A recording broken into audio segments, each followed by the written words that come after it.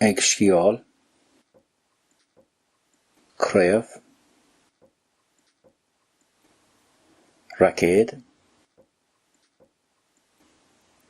ag imirtheacha, ag boláil, ag clártheoltóireacht, sliotar,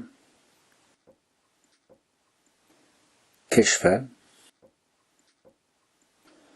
ladóg board, ag imirt cartaí,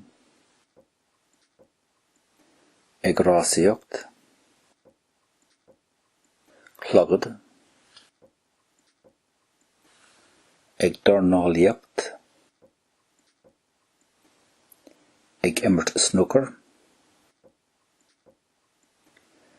foireann, cóil, ag imirt rugby, ag imirt fithiile, ag snámh, ag tabhairt faoi.